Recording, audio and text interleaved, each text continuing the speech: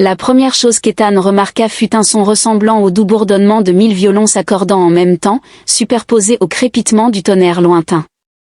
Ce son vibrait à travers ses os, faisait trembler les fenêtres et envoyait les carillons de vent de ses voisins dans une symphonie frénétique. La deuxième chose qu'il remarqua fut la lumière, une lueur argentée, artificielle et presque liquide dans sa brillance, qui s'étendait à travers le ciel nocturne, donnant à la tranquille rue de banlieue de Maplewood Drive l'apparence de quelque chose tout droit sorti d'un film de science-fiction. Ethan cligna des yeux face à la luminosité, sa tasse de café chaude entre ses mains, son cerveau toujours en mode pilote automatique de début de soirée. Il avait prévu rien de plus mouvementé que de finir sa pizza restante et de regarder un peu la télévision sans réfléchir. Au lieu de cela, il était maintenant témoin de ce qui ne pouvait être décrit que comme un ovni atterrissant dans son jardin. D'accord, marmonna Ethan, donc soit je rêve, soit j'ai enfin perdu la tête, soit les deux, à quelques mètres de là. Madame Jensen, la gardienne autoproclamée du quartier, se tenait figée sur son porche, tenant toujours fermement son arrosoir. De l'autre côté de la rue, Monsieur Harris avait sorti son téléphone pour enregistrer, mêlant terreur et excitation. Quelques autres voisins jetaient un coup d'œil par les rideaux ou restaient bouche bée devant le spectacle. Puis, avec un léger sifflement, l'écoutille du vaisseau commença à s'ouvrir. Ethan se crispa en serrant sa tasse comme s'il s'agissait d'une arme, ce qui, pour être honnête, n'était pas le cas à moins que les extraterrestres ne soient allergiques à la caféine tiède. L'air autour de l'engin scintillait, la surface métallique se déplaçant comme des ondulations sur l'eau, puis elle est sortie, une femme en apparence du moins. Sa peau avait une étrange qualité irisée, changeant entre des tons profonds. Bleu et argent. Alors qu'elle déplaçait son regard, ses yeux brillaient faiblement tels des piscines jumelles de lumière dorée, et ses cheveux sombres, s'ils étaient bien des cheveux, s'écoulaient derrière elle comme s'ils étaient sous l'eau. Elle fit un pas en avant, ses mouvements gracieux, son expression calme, presque amusée, puis elle dit, « Te souviens-tu de moi, humain? Je suis ton voisin d'enfance. » La mémoire d'Ethan a subi un redémarrage brutal, il la fixa, les mots semblaient dénués de sens, pourtant quelque chose en eux tirait sur un souvenir lointain, telles des paroles de chansons à moitié oubliées depuis des années. La femme inclina la tête pour l'observer, puis s'exclama, roulant des yeux brillants, « Allez, sérieusement, tu ne me reconnais pas? Je suis Ethan. » Le nom de Mera le frappa comme un train de marchandises lui coupant le souffle, son amie d'enfance, la fille avec qui il avait passé des étés à faire du vélo, jouer à des jeux vidéo et faire des farces aux vieux grincheux de la rue, la fille qui avait disparu une nuit sans laisser de traces, sauf que cette Mera-là n'était certainement pas humaine. La prise d'Ethan sur sa tasse de café affaiblit, une seconde plus tard, elle a glissé de ses doigts pour heurter le trottoir avec un bruit sourd. Mera a grimacé. « OF, c'est si mauvais que ça ?» Ethan a fait un pas hésitant en avant. « Tu ne peux pas être Mera » a-t-il balbutié en la désignant vaguement. « Pas elle » a-t-elle répliqué en souriant. « Je veux dire, je n'allais pas commencer par dire « Salut, je suis un alien » quand nous avions 10 ans. » Un rire étouffé lui a échappé. Cela devait être une blague. Peut-être s'agissait-il d'une farce élaborée, peut-être était-il dans l'une de ces émissions de caméra cachée, mais lorsque son regard se posa sur Mera, il la vit vraiment, sous l'éclat surnaturel, la peau étrangement changeante et la beauté sinistre. Il la reconnut, avec sa posture légèrement déséquilibrée, l'éclat malicieux dans ses yeux, le sourire en coin signifiant qu'elle était sur le point de dire quelque chose de sarcastique. C'était elle, et c'était à ce moment-là. Les jambes d'Ethan décidèrent qu'elles en avaient assez pour la journée, il s'assit lourdement sur les marches de son Porsche en se frottant les tempes, se disant « J'ai besoin d'une pause ». Mais s'assit à côté de lui comme si c'était la chose la plus naturelle au monde, en lui disant de prendre son temps. Les révélations intergalactiques peuvent être déconcertantes. Il lui lança un regard en coin et demanda, « Donc, si je comprends bien, tu n'as jamais été humaine ?» Elle haussa les épaules et répondit, « Techniquement non, mais je faisais semblant très bien. » Il laissa échapper un rire sans voix. « Tu étais mon meilleur ami, nous construisions des forts en coussin ensemble, nous étions punis ensemble. » Il s'interrompit, une nouvelle pensée lui venant à l'esprit, « Attends, si tu es un alien, comment as-tu pu manger du beurre de cacahuète et des sandwichs sans exploser ou quelque chose du genre ?» Mera a souri en évoquant un secret commercial lié à l'adaptation de l'estomac. « J'ai quelques connaissances très intéressantes en biologie. » Ethan laissa sa tête tomber dans ses mains. C'était insensé, un peu fou. Tu as disparu un jour, tu étais là et le lendemain parti, personne ne savait ce qui t'était arrivé. Son expression s'assombrit. Je ne voulais pas partir, mais je devais. Quelque chose dans sa voix le fit relever la tête, il y avait quelque chose d'autre, quelque chose de pesant. Avant qu'il ne puisse demander, un nouveau son remplit l'air, un battement profond et rythmique. Le microbiote intestinal d'Ethan Mera se leva brusquement, les yeux étincelants, et déclara « C'est pour cela que je suis de retour ». Dans le ciel au-dessus d'eux, quelque chose de sombre et massif commença à descendre. L'esprit d'Ethan peinait à suivre. Un instant, il était debout sur son porche, hésitant à commander une pizza. Lorsque son ami d'enfance perdu depuis longtemps est sorti d'un vaisseau spatial ressemblant à un mannequin cosmique et lui a dit qu'elle était une extraterrestre, le ciel au-dessus d'eux a grondé comme si un dieu en colère avait des problèmes d'indigestion. Une immense ombre a ondulé à travers les nuages, occultant les étoiles. Il était difficile de distinguer la forme, mais Ethan pouvait dire qu'elle était bien plus imposante que le vaisseau argenté élégant de Mea. Cette chose se dressait avec des arêtes acérées et une énergie menaçante, tel un nuage d'orage cosmique décidant de se manifester. Une visite personnelle à Maplewood Drive. Ethan leva le doigt vers le ciel, sa voix étant d'un octave plus élevée que d'habitude. Ce n'est pas l'un des vôtres, n'est-ce pas? L'expression de Mea s'assombrit. C'est bien eux. Ethan a exprimé le souhait de savoir si le service ressemble à un covoiturage convivial. Mea ne rit pas, mais elle attrape son poignet et le tire vers son vaisseau à l'intérieur. Maintenant, attendez, attendez, attendez. Ethan a maintenu sa position en affirmant « J'ai encore des questions ». De nombreuses questions, telles que « Que se passe-t-il ?» fusèrent, et sans perdre de temps, elle le poussa pratiquement vers l'écoutille ouverte.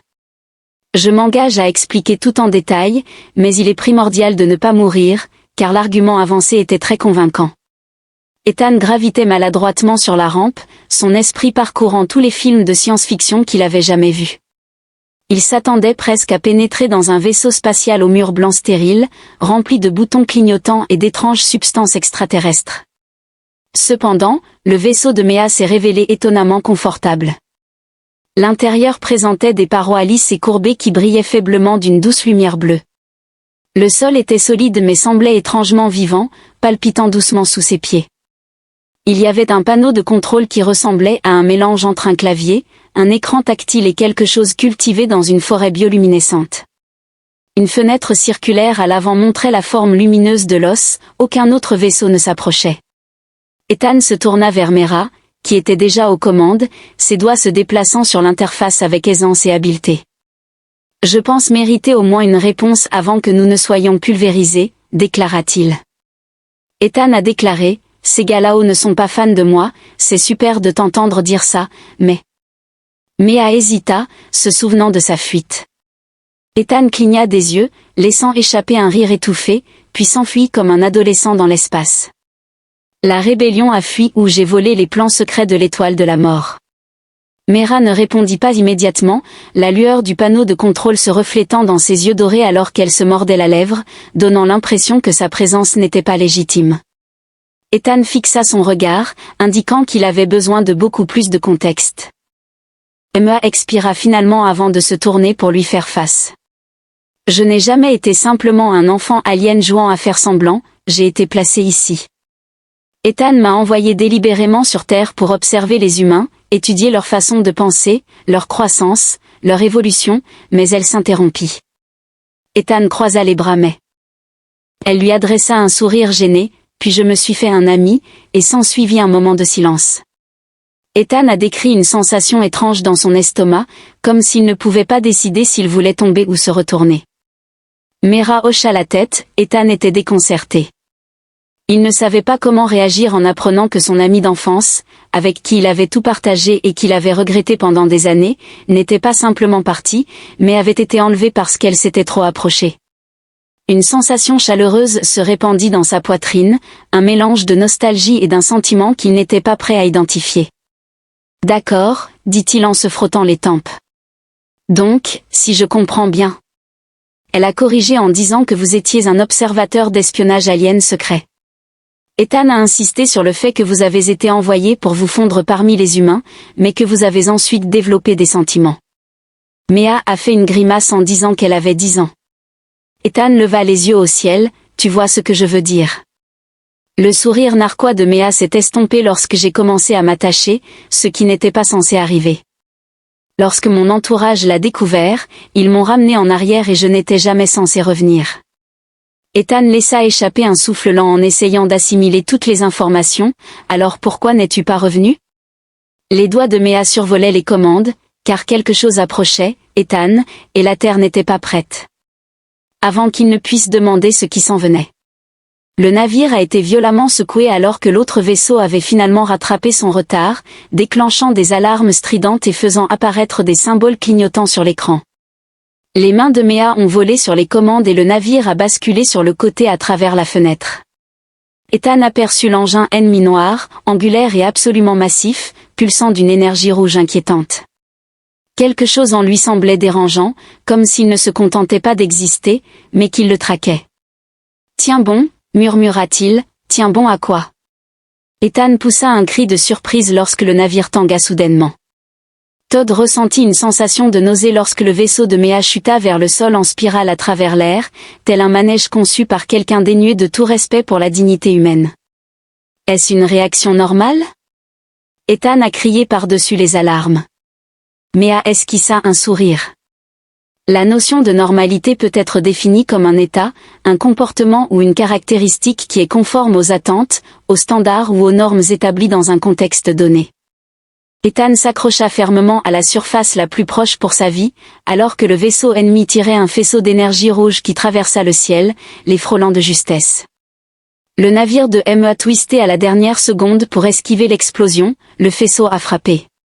La rue déserte en contrebas déclenche une explosion de béton et d'asphalte, mon Dieu, ils vont tuer mon facteur. Ethan poussa un soupir. La Mea a reniflé les priorités. Avec une dernière manœuvre, le vaisseau de Mea a bondi en avant en direction de l'horizon, faisant hésiter un instant le vaisseau ennemi qui, avec un vrombissement manquant, l'a suivi. Ethan ferma les yeux, expirant avec nervosité, et demanda, juste pour savoir, quelles sont nos chances de survie? Le sourire de Mea était bien trop enthousiaste pour son confort. Il convient d'explorer cette question, puis ils ont disparu dans la nuit, laissant Maplewood Drive et la vie normale d'Ethan loin derrière eux. Ethan avait toujours imaginé que son premier voyage dans l'espace ressemblerait à quelque chose tiré d'un blockbuster de science-fiction, peut-être à bord d'un vaisseau spatial élégant et high-tech. Au lieu d'une séquence de lancement héroïque et d'une bande sonore orchestrale émouvante en arrière-plan, il se retrouvait actuellement plaqué contre le plafond du vaisseau de Mea, vivant ce qui ne pouvait être décrit que comme une trahison gravitationnelle.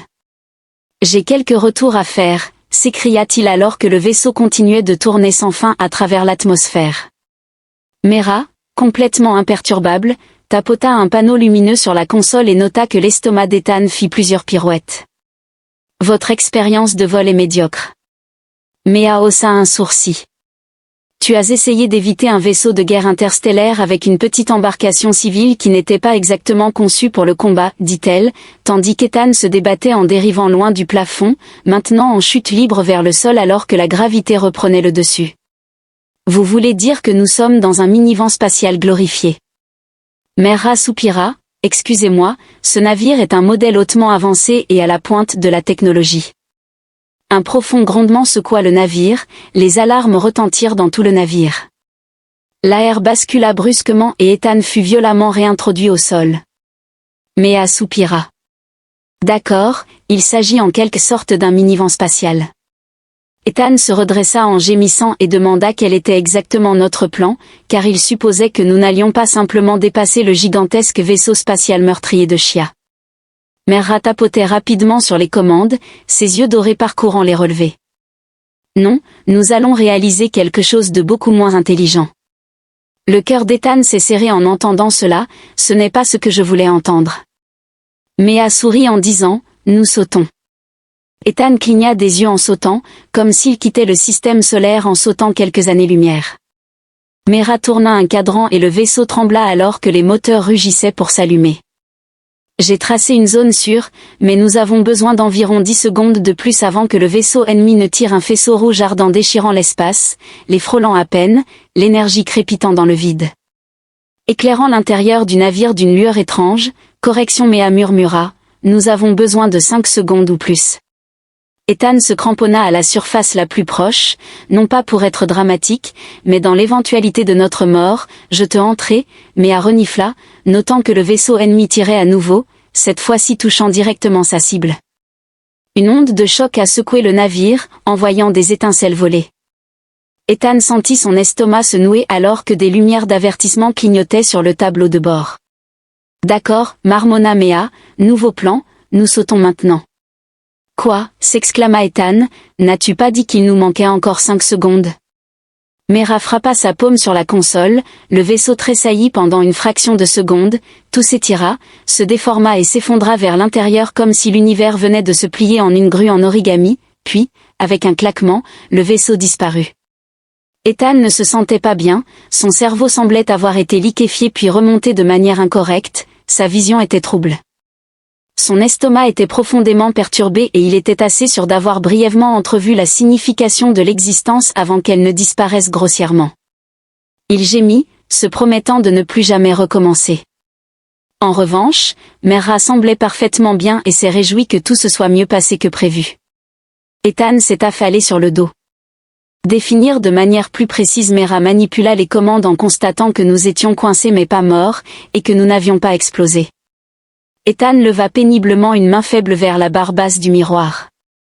Tu vas t'y habituer, gémit-il. Je préférerais ne pas, répondit-il.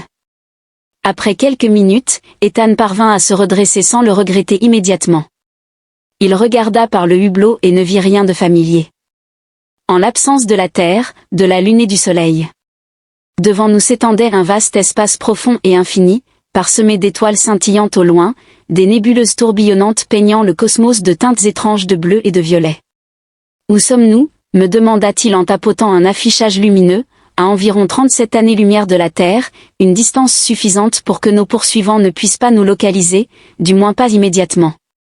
L'esprit d'Ethan était bouleversé, il venait de parcourir 37 années-lumière en un instant, une distance plus grande que celle jamais atteinte par l'humanité tout entière dans son histoire. Il souffla, j'ai besoin d'une minute. Méa esquissa un sourire. Prenez votre temps. Les voyages intergalactiques peuvent être très complexes. Ethan lui lança un regard qui me donne l'impression que tu prends un peu trop de plaisir à cela, Méa. Ethan haussa légèrement des épaules, laissant échapper un lent soupir tout en passant une main dans ses cheveux. Bon, nous avons réussi à nous échapper, c'est une bonne chose. Maintenant, peux-tu s'il te plaît me dire exactement de quoi nous fuyons? L'expression taquine de Méa s'estompa alors qu'elle s'appuyait contre la console. Les membres de ce groupe se nomment les F-Valoc et ils n'apprécient pas lorsque les individus enfreignent leurs règles.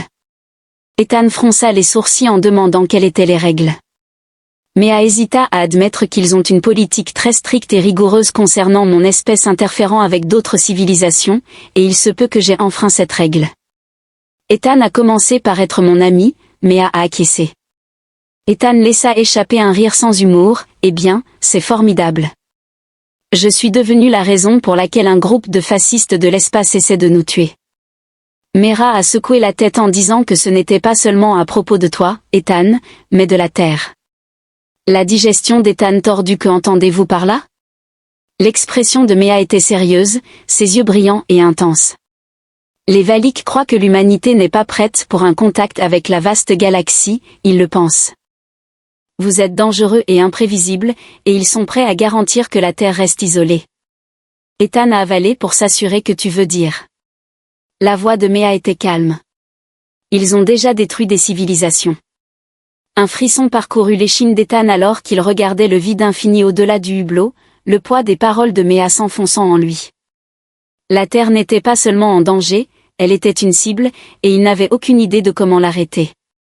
Ethan s'était toujours considéré comme un individu assez ordinaire, taille moyenne, emploi moyen, capacité moyenne à se souvenir où il avait laissé ses clés de voiture. Et pourtant, le voici à 37 années-lumière de chez lui, assis dans un vaisseau spatial extraterrestre, sur le point d'aider son meilleur ami d'enfance à défier un empire intergalactique.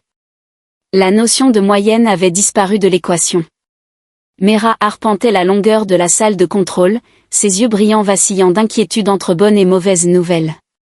Ethan se lamenta en se demandant pourquoi les mauvaises nouvelles sont toujours présentes. Mea esquissa un sourire. Préféreriez-vous entendre les mauvaises nouvelles en premier? Il fit un geste exagéré. Évidemment, elle prit une grande inspiration. Le VAC c'est que nous avons sauté, il ne leur faudra pas longtemps pour retracer notre signature énergétique. Nous avons peut-être 1 heure avant qu'ils ne nous trouvent. Le ventre d'Ethan a effectué une désagréable pirouette à l'annonce de la bonne nouvelle. Mera afficha un sourire en déclarant « Je sais comment les arrêter ». Ethan fixa son regard « Maintenant c'est à vous de décider si vous voulez en parler ». Mera a haussé les épaules. Il était essentiel pour moi de m'assurer que vous ne seriez pas perturbé. Ethan laissa échapper un rire étouffé. Oh fantastique, tu pensais que j'allais paniquer à l'idée de sauver toute ma planète, ce n'est pas du tout terrifiant, dit-il. Mea s'installa dans le siège du pilote et activa un affichage holographique. Une carte tourbillonnante de la galaxie apparut, indiquant un point rouge, la Terre. Un autre point rouge, plus grand, se déplaçait en sa direction. Ethan indiqua du doigt le grand point.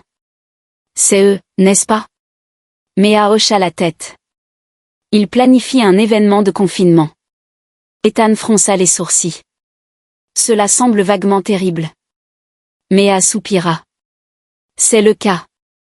Il n'opte pas pour des invasions à grande échelle, mais s'il juge une civilisation menaçante, il veille à ce qu'elle n'atteigne jamais les étoiles. Ethan avala difficilement. Vous dites qu'ils détruiront tout? Mea répondit doucement, effacer la technologie, réinitialiser le progrès, peut-être même pire. Un silence pesant s'installa entre eux. Ethan expira et dit, pas de pression ou quoi que ce soit, Mea sourit. Nous n'avons qu'une seule chance pour cela, dit-elle en affichant un autre écran montrant une masse d'énergie tourbillonnante, quelque chose de profond dans l'espace, quelque chose de vaste et menaçant. Il s'agit d'un champ de perturbation qui brouille. Si nous pouvons les attirer, les systèmes de Valik Tech court-circuiteront suffisamment longtemps pour que nous puissions envoyer un message. Ethan a cligné un message. Mera a acquiescé au Conseil galactique, qui supervise le droit interstellaire. S'il est possible d'obtenir la preuve des intentions des Valik, le Conseil n'aura d'autre choix que d'intervenir. Ethan se massa les tempes pour résumer, nous avons trompé un gigantesque vaisseau de la mort en le faisant voler dans un champ d'énergie, désactivé leurs armes et les avons dénoncés au gouvernement spatial. Mera sourit en disant, c'est le plan. Ethan expira lentement. Je déteste que ce soit le meilleur plan que nous ayons trouvé, c'est génial, c'est suicidaire. Mais bon, au moins on ne meurt pas. Ethan leva les yeux au ciel, une fois de plus, des attentes bien basses. Une demi-heure plus tard, le vaisseau Valok arriva, imposant, massif et impitoyable, avec une énergie rouge crépitante le long de sa coque alors qu'il les verrouillait. Ethan serra les poings. Alors, que faisons-nous maintenant? Demanda Mea avec un sourire narquois, avant d'appuyer sur un bouton. Ethan eut à peine le temps de crier alors que le vaisseau s'élançait à une vitesse impossible, plongeant droit vers l'orage tourbillonnant du champ de perturbation. Les vues les pourchassaient, leur vaisseau se rapprochant rapidement, tandis que les alarmes retentissaient. Mera a brusquement actionné les commandes, propulsant leur vaisseau dans une spirale sauvage et imprévisible. Les rafales d'énergie ont à peine manqué de les toucher, filant à toute vitesse comme des éclairs rouges. Il s'agit là d'un plan terrible. Ethan a crié, tu adores ça, mais il n'aimait pas ça, puis le champ de perturbation les a enveloppés. Le vaisseau Valik, avec sa structure élégante et mortelle, a suivi sa trajectoire en entrant en collision avec la tempête d'énergie, provoquant un instant de secousse généralisée. Le vaisseau Valik a vacillé, ses armes se sont atténuées et ses boucliers se sont effondrés. Sans hésitation, Mera appuya sur un bouton et un faisceau de lumière jaillit de leur vaisseau, émettant un signal de détresse crypté contenant toutes les données qu'ils avaient recueillies. Ethan observa le signal traverser l'univers plus rapidement que la lumière, plus rapidement que tout ce qu'il pouvait comprendre, puis un nouveau vaisseau apparut, massif et doré, le Conseil galactique était arrivé. 2 heures plus tard, Ethan était assis dans le cockpit, épuisé, lorsque Mera s'effondra à côté de lui en le poussant légèrement du bras. « Tu t'en es bien sorti, humain » dit-il en ricanant. J'ai surtout crié, répliqua-t-elle en souriant. Oui, mais tu as crié de manière stratégique, répondit Ethan en riant pour la première fois depuis une éternité. Il se sentait en fait bien. La Terre était en sécurité, les VCK étaient tenus pour responsables et, en regardant vraiment Merra, il réalisa qu'elle n'était plus seulement son amie d'enfance, mais bien plus que cela. Merra sourit. Tu sais, si tu veux, je pourrais te ramener chez toi. Ethan hésita chez lui en réfléchissant à son appartement, à son travail, à sa vie normale, puis il songea aux étoiles, à l'aventure, aux possibilités. Un sourire se dessina sur son visage. Tu sais quoi, déclara-t-il en s'adossant sur son siège, je crois que je veux découvrir ce qui se trouve ailleurs. Le sourire de Merra s'élargit. J'espérais que tu dirais ça, dit-elle en actionnant un interrupteur. Les étoiles se sont estompées, en un instant, elles ont disparu.